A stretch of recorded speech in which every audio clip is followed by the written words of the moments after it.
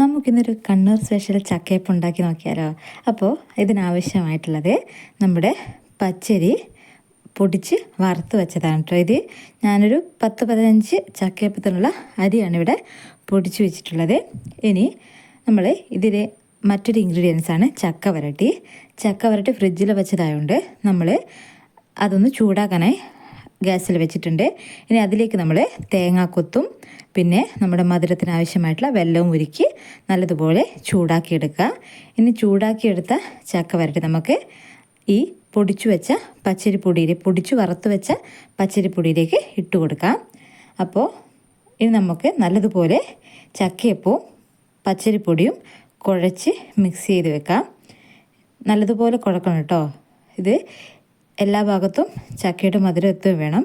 ഇനി നമുക്കിതിനാവശ്യമായിട്ടുള്ള വാഴയില ഒന്ന് വാട്ടിയെടുക്കാം. അപ്പോൾ ഇത് നമ്മൾ വാഴയിലാണ് കേട്ടോ കെട്ടി വയ്ക്കുന്നത്.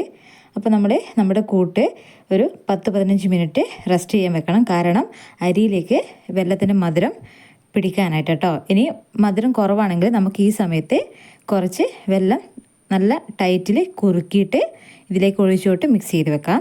ഇനി നമുക്ക് വാട്ടി വെച്ച വാഴയിലേക്ക് കുറച്ച് ചക്കയപ്പത്തിൻ്റെ കൂട്ട് കുറച്ച് നീളത്തിൽ ആക്കിയിട്ട് ഒന്ന് മടക്കി വെക്കാം.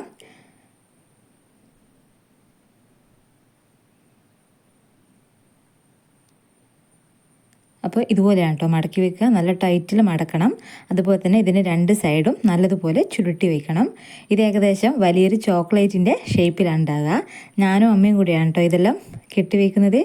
അപ്പോൾ നല്ല ടൈറ്റിൽ കെട്ടിയില്ലെങ്കിൽ ആവി വെള്ളം സൈഡിലൂടെ കയറാനുള്ള ചാൻസ് കൂടുതലാണ്. അതുകൊണ്ട് നല്ലതുപോലെ ടൈറ്റിൽ കെട്ടണം കേട്ടോ. ഇനി അങ്ങനെ ഓരോ ഒപ്പവും നമുക്ക് ഇതുപോലെ ആക്കിയെടുക്കാം.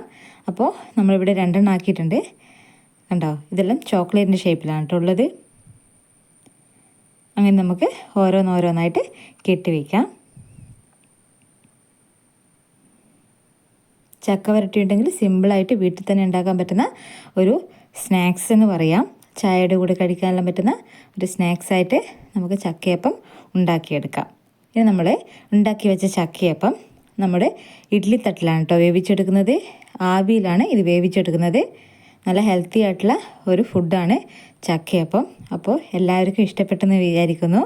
അപ്പോൾ ഇത് വേവാനായിട്ട് ഏകദേശം 2-2.5 മണിക്കൂർ എടുക്കും. കാരണം അരി വേകാൻ കുറച്ച് സമയം എടുക്കും കേട്ടോ. അപ്പോൾ നമ്മുടെ ചക്കയപ്പയുടെ വെന്ത് കഴിഞ്ഞിട്ടുണ്ട്. ഇതുവരെ എൻ്റെ ചാനൽ സബ്സ്ക്രൈബ് ചെയ്യാത്തവരാണെങ്കിൽ സബ്സ്ക്രൈബ് ചെയ്യണേ പ്ലീസ്. എല്ലാവർക്കും ഇഷ്ടപ്പെടുമെന്ന് കരുതുന്നു. എല്ലാവരും ഒന്ന് ട്രൈ ചെയ്ത് നോക്കുക.